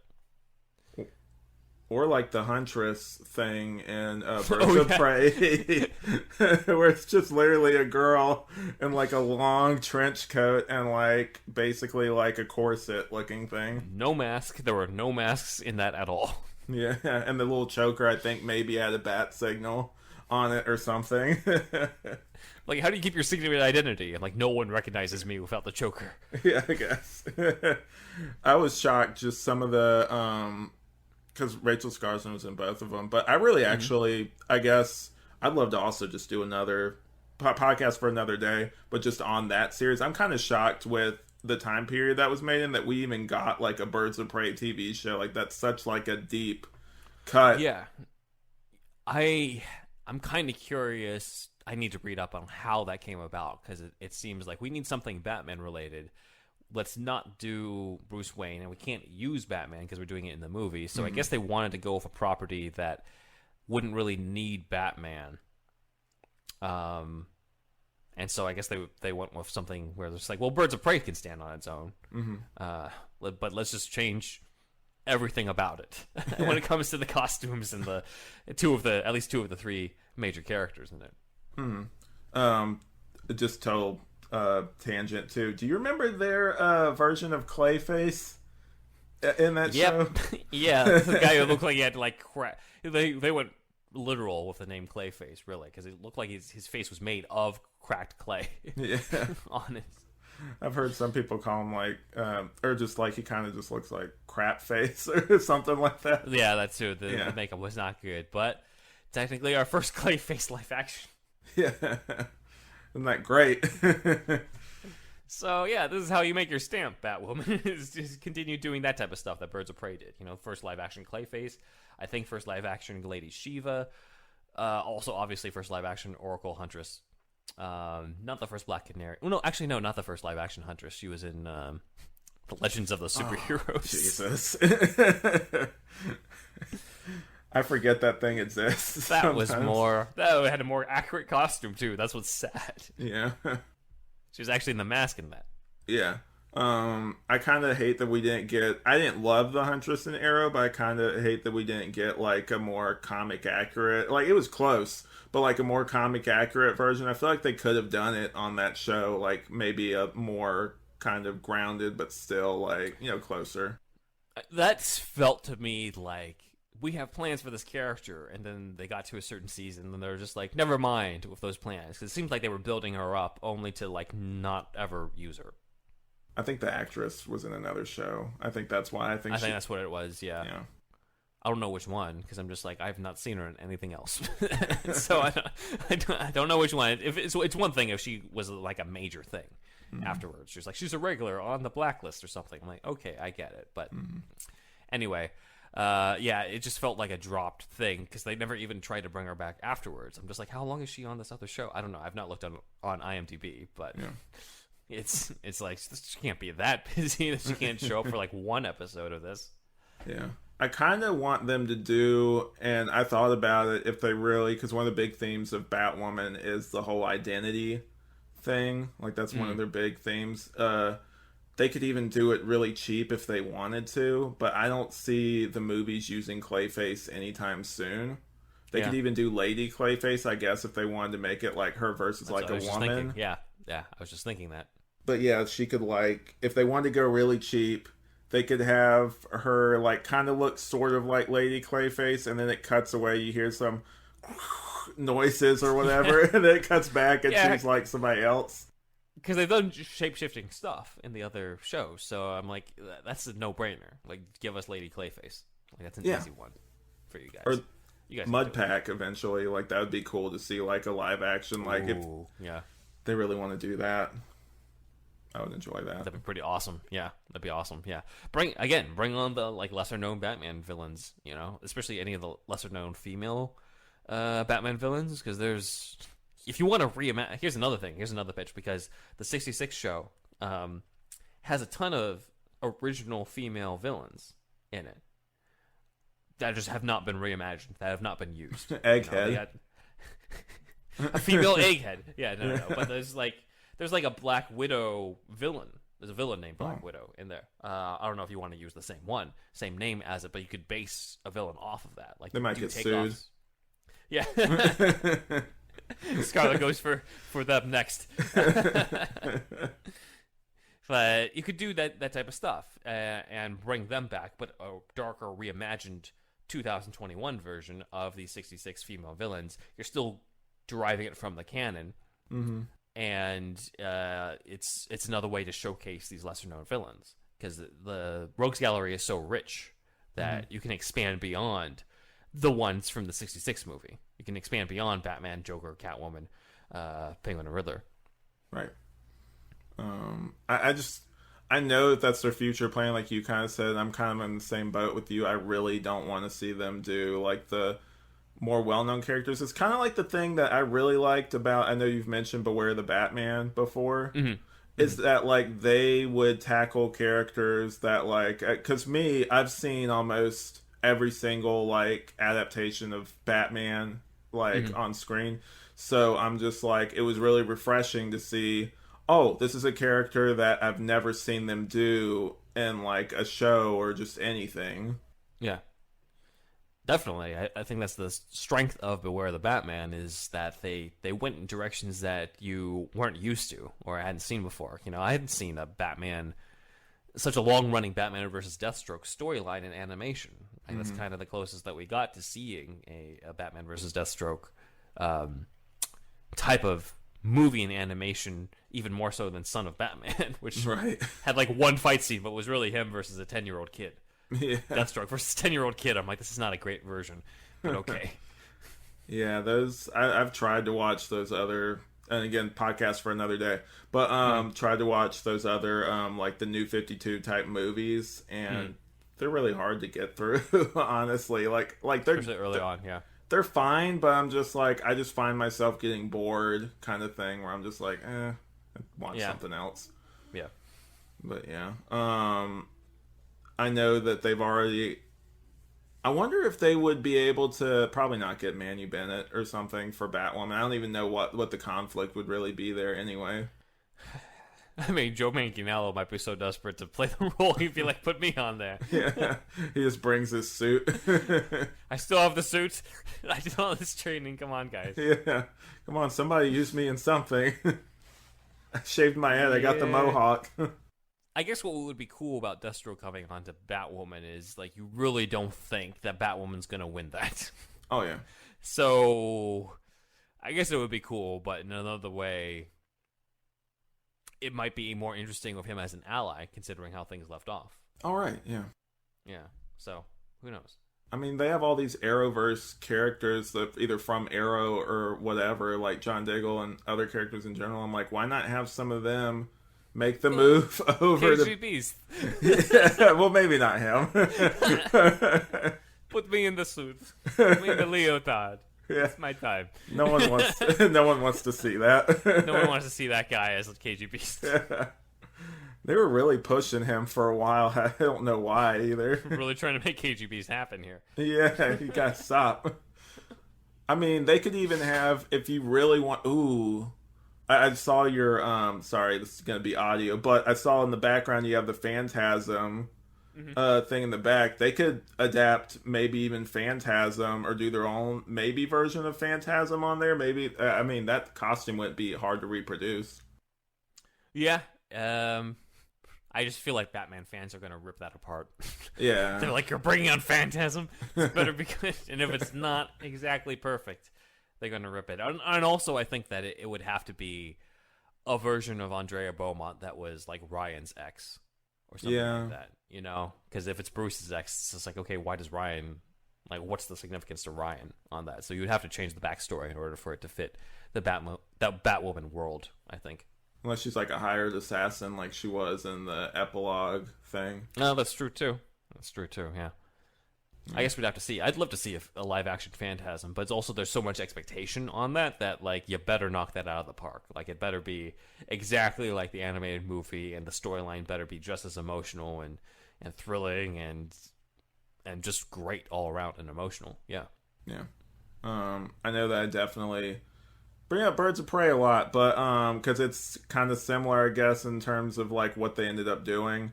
But like I actually really liked. I know that I like Margot Robbie; she's cool. But I really like their interpretation of like Harley Quinn in that show as kind of like this master manipulator, like mastermind type character, and Definitely more evil than Margot Robbie's, yeah, and but less traditional. yeah, and like honestly, for the time, I'm like I really like that whole overarching villain thing, like that kind of thing, like someone behind the scenes that's kind of pulling the strings. I mean, that's kind of like a tired trope now, but like I could see them building up another, because they ruined Sophia in this show. Yeah. So like I don't know who their next like big bad is gonna be, but maybe I don't know. Yeah, I mean, it looks like it's going to be variations of because the way that season 2 ends off. You know, spoilers if you made it this far. I don't know why you would still keep listening if you made it this far and hadn't seen it. But, you know, all the different Batman weapons, you know, end up on the shore and stuff, so other people get to adopt them. So, like, I think you can bring in characters who are already existing Batman villains, but also somewhat close to the others in the same way. Kind of like, you know, Russell Tavaroff, the guy who shot Luke. Gets roided up with the Venom stuff and becomes, you know, Menace at the end. Like, that's true to the comics. That character is part of the comics and is also kind of a Bane clone. So that sort of worked out perfectly in that you didn't really get to, you know, they did it in a way where they were aware that he was a Bane clone and it still somewhat worked. So I'd say those types of characters that are kind of similar in a way, you could bring them in. Because again, it's just like, if it's just another fat dude with an umbrella who's not Penguin, but it's just kind of weird. I'm like, okay, but you are Penguin. Yeah. So do something different with the same power set, different personalities or something, you know? Maybe it's a woman with the umbrellas instead of Penguin, and maybe it's a guy with the plants instead of Poison Ivy. Like, something like that. Female ventriloquist would work on this show. Oh, yes. Peyton bring in Peyton Riley. I completely forgot. That would be amazing. Yeah, they could totally do that. Yeah, Peyton Riley is. That's the pitch right now. There better be Peyton Riley in season 3 of Batwoman. She gets Scarface. Like, it's perfect. She gets Scarface, and she already is ventriloquist who inherits Scarface in the comics. It works out perfectly. Right. I don't know like who else they would have. I know that. Basically, like, I don't think we're ever going to see Kate Kane again in the show. If I had to bet, WB's probably going to be like, they're going to be over there. You're not going to see Bruce again. If it is, it's going to be one of those near-death things. But who knows? Honestly, who knows at this point? Yeah. Because it seemed like Supergirl got the permission to bring on Superman when the Superman movie stuff was dying down. Yeah. But Batman stuff is not going to die down. No. Movie-wise. It's not going to happen. So, yeah. As you said, might as well just bring on all these other Rogues Gallery characters we've ever seen. You know, I'm already excited about the idea of Peyton Riley ventriloquist, even though it's, you know, we have no confirmation that's ever going to happen with this one. Well, CW, I know you're listening to this, so definitely Yes. you should use this. Have us write Peyton Riley's ventriloquist. I'll give you this one for free. But yeah. If I have hopes for season 3, it's that Ryan's continues to be fleshed out more now that she's officially, you know, the torch has been passed. A lot more development of Luke as Batwing, because it kind of feels like, okay, you got the suit now. Boom. At the end of the last season. I'm like, okay, well, we need to actually develop how he goes from being man of the chair to being out there. Find out what's going on with the Montoya situation. Yeah. Potentially turn Mary into Flamebird, but I'm okay waiting on another season for that. I don't think that's really necessary now. And, have cool new takes on the Batman villains that are Batman villains we haven't really met. You know, I think that's the best. King that's the Tut. wheelhouse. If they could do King Tut and Egghead and bring them on in cool ways, that's how you would actually make headlines. That's how you get Batman fans to watch the show, honestly, if they haven't already. It's just like, hey, like, there's different versions of this character you haven't seen in a while, and they actually do something cool with it. Like, I'd be down. Didn't they have, like, they already had Anarchy and Arrow, didn't they? Yeah. That was something. Yeah. I'm like, that would have been cool to see in Batwoman. Like, I'm just picturing a character like that being But on that was that show. pre-crisis. That was Yeah. pre-crisis, so they could always bring him back. He's Completely also different version. Yeah. he's also secretly like a Kryptonian villain or something. Well, they never said he was the Joker's son Yeah. in that, so they could totally do that now that they got the Batman stuff. It's definitely, I mean, I'll give the show this. It's definitely better, at least, that we saw what Bruce's face looked like, because I didn't even think we are ever going to get that. Oh, okay, yeah. Yeah, versus, like, in the first season of Supergirl, where literally, like, it was texts or emails back and forth. You did a good job today, Kara. Or when everybody was being mind controlled and like you saw him flying, it's like, oh, we're gonna see him, and literally he just lands in line. Yeah. I mean, at that point, it's you're better off not seeing him. You're better off not seeing him at all than to do that type of stuff. Yeah, and speaking of Birds of Prey, they at least you saw a stunt double in a suit as like Batman, but like they used like the suit from kind of like the movies. I think it was like the OnStar commercials. I think so. I think it's the like leftover Clooney suits. Yeah. And then they kind of had like a busted version of Catwoman's suit from the. It's been in the vault for a while. Yeah, it looked really messed up. But yeah, you had that, and then I think like maybe Alfred in that show. Like, let's see Alfred in this show. Like, where's he at? Kind of thing. That's true because he's still alive. Yeah, seems like. They didn't kill him like they killed Lucius Fox, which I'm still kind of like, you didn't have to kill him. You could have said like he went missing too or something. That way you could cast Maybe he him. faked his death too. Yeah, everybody faked their death. That's what Arrowverse needs more of. More people to come back to life. Yeah. Yeah, they could bring on an Alfred, and I forgot, like they brought on. I love the fact that Julia Pennyworth is in the show. Oh yeah, she's good. That's another character they need more of, and that she's not in any other version. You're unlikely to see her in the Battinson version or the DCEU or Titans. So it's like this is the perfect place for that. Like it's a great place for those types of characters, like deep cut characters, kind of thing. Yeah. Yeah, like she said she nicknamed him the Eagle in the comics in the first episode of second season. And I was like, oh my god, this is the best Easter egg ever, because the Eagle was a superhero identity that Alfred took on at one point in the Silver Age comics. And I always thought it would have been cool to reimagine that to be like a code name. Because, like, you know, Batman's in the field, he's not going to be like, Alfred, come in, unless it's Joss Whedon's Justice League, where he literally says that in front of the criminal. But if he's like Eagle One or something like that, like okay, now it's clear who that is, if that's his code name. But it was cool that Batwoman brought that in. That's an Easter egg that most people wouldn't bring in. So I really like that aspect. I like the Pennyworth aspect. Bring her back. She kind of disappeared this season. Bring her back. Yeah, the Enigma. I'm sure the actors had some scheduling thing too, probably. Enigma's like, go to Europe or whatever for a while, and they didn't like call her and make sure she was okay. And it's just like, yeah, she's in Europe, I guess. The Europeans will take care of her. Yeah, I'm just like, was that your plans? Like, just go on vacation for a while. Also, how old is Riddler in this continuity? Yeah. Enigma is his daughter. His daughter is like a full-grown woman. I'm just like, okay, so Riddler's definitely not Paul Dano. Yeah. So maybe they're doing like a Telltale Batman type thing where like Riddler's really old. I guess if you're going to do an old Riddler, maybe like Matt Frewer or something, like somebody who's like an older take who could still like you could see as like, okay, I could see how he used to be the Riddler. Yeah. That type of thing. So. Yeah, Titans has Scarecrow on, and Scarecrow is way younger than the actor who plays Batman. So I'm just like, was he a kid when Batman first started off? He's like 15. Hey, it froze. Oh, okay. Yeah. What'd you say? I was saying that the actor they got for Batman. Let me take a look. I think the actor they got for Batman is 60. Oh God. So, yeah, let me look up. So it's Ian Glenn. And he just turned 60. And then the actor that they got playing Scarecrow is 42. That's bizarre.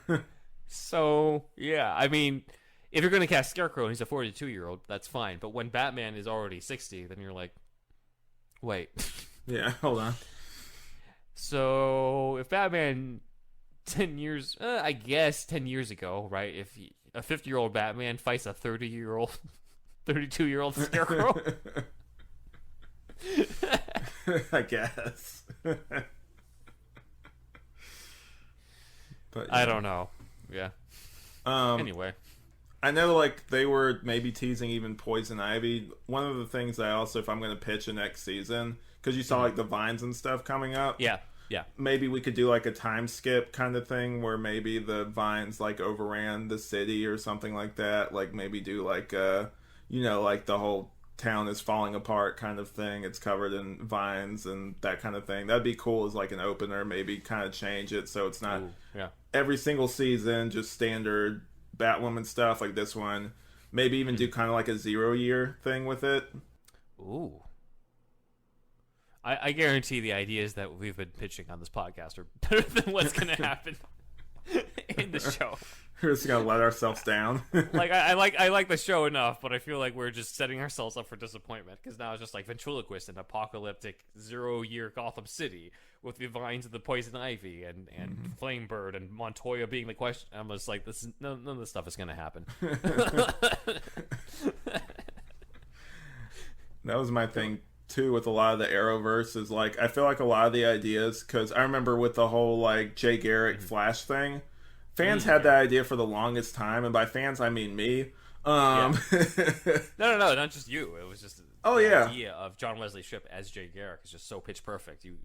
How do you pass that up? And they took so long to get to it. Like by the time they got to it, I'm like, yeah, that was cool, but like by then it's like I have this idea for this and this idea. I'm like, I don't know, like it's like, Yeah, they could have done better in terms of, because I don't know, the whole Jay Garrick thing. I love him when he shows up as Jay Garrick. It's just it felt a little too late, and then they didn't really do much with him once he showed up. Yeah, like it would have been cool to have him as an actual mentor to Barry, and then I have like a real one, not an evil one. Yeah, and then I haven't been watching the most recent stuff, but does he pop back up, or is it because I know like the current, again spoilers, the 90s Flash is dead now, and for the longest time they were doing that. So no, he's back. Oh, okay, yeah, he's back as Jay. Gotcha.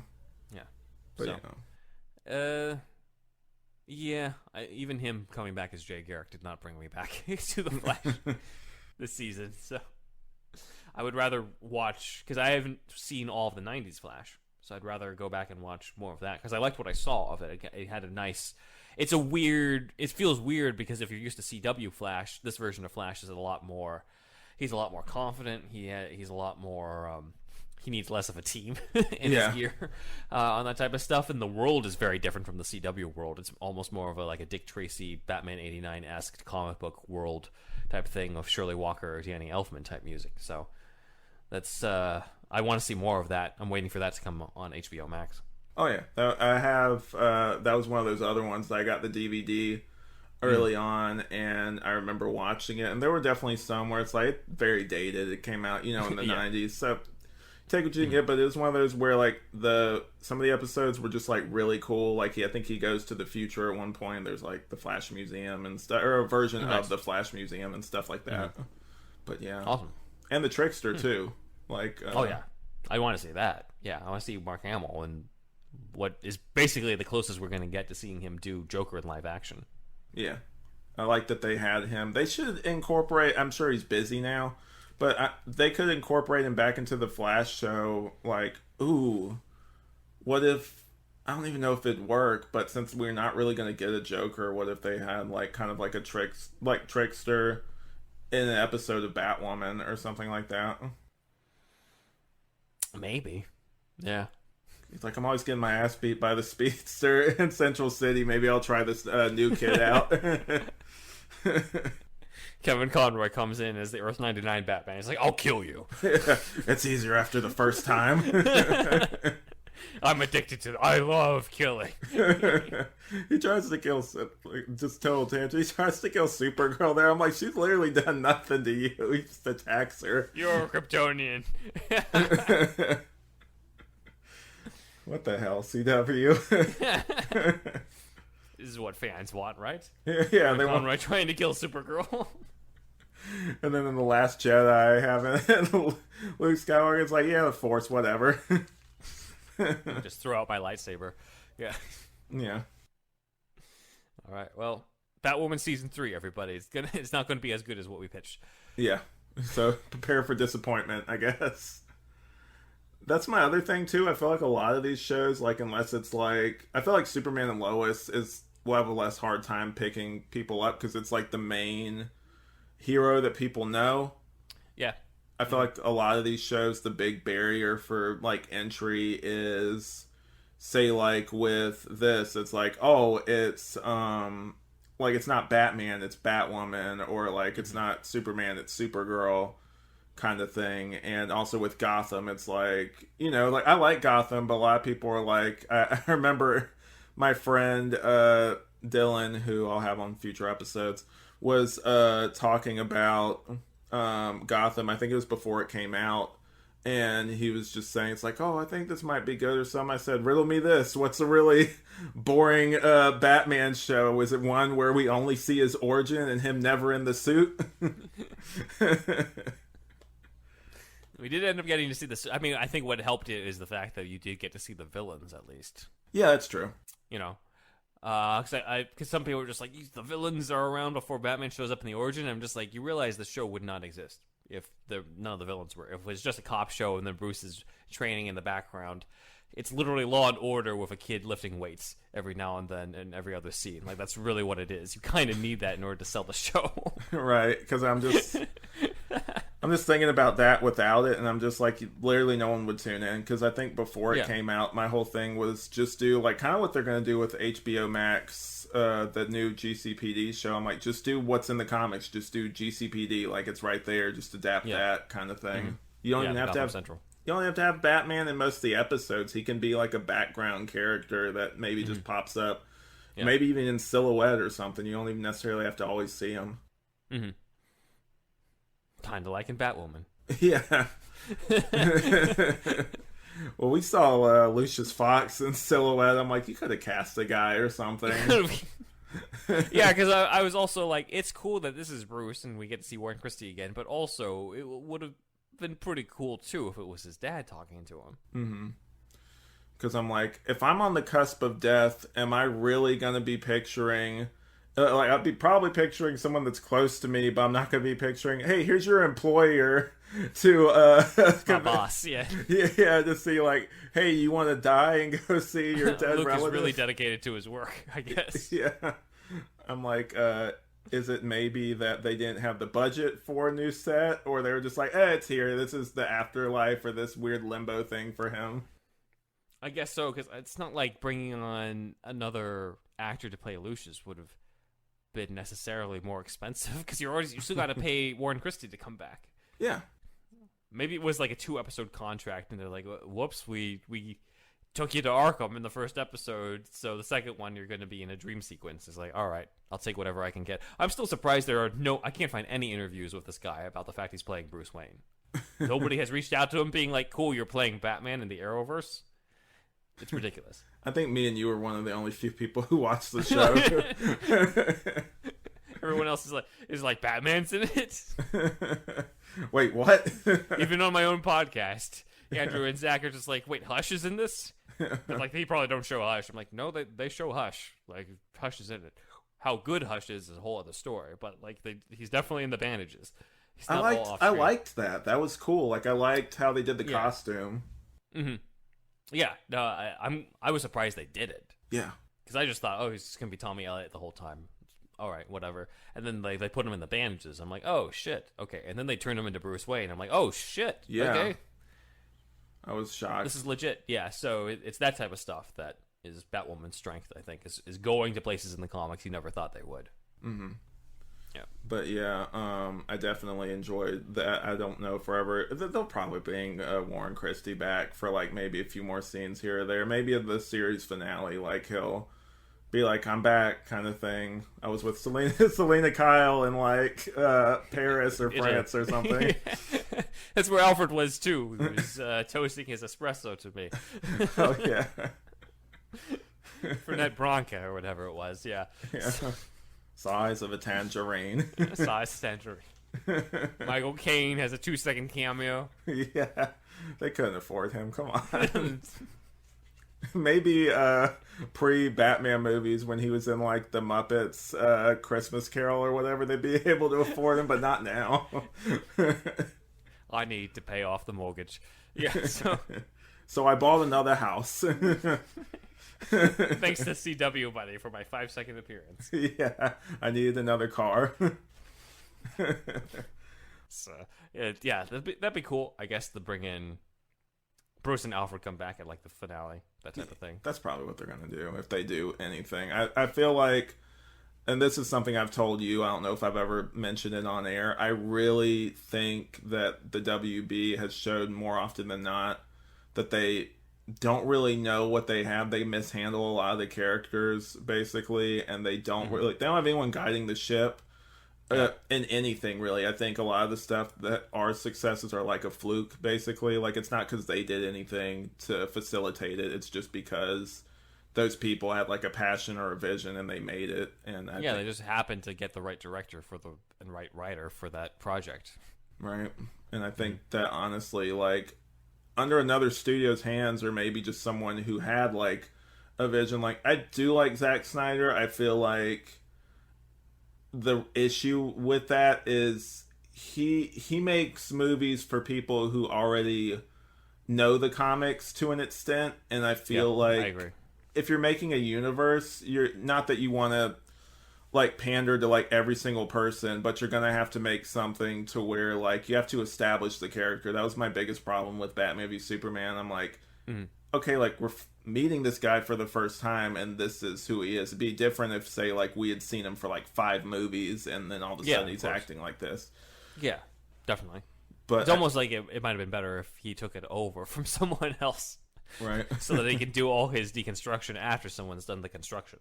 Right, exactly. Because that's my biggest thing. It's just like, I remember you have to do like the groundwork, and I know that's not necessarily his call.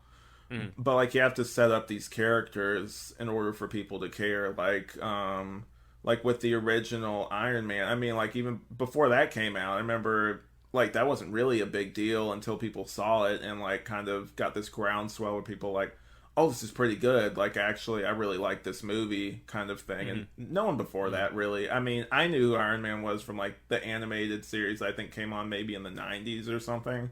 Yeah. But other than that, like, you're not gonna, before that movie came out, you're not gonna run into somebody and like say Iron Man and them immediately know who that is, kind of thing. Yeah, of course. Yeah. No, it changed the game, and it's because they made you care about the characters even if you'd never heard of them before. Yeah.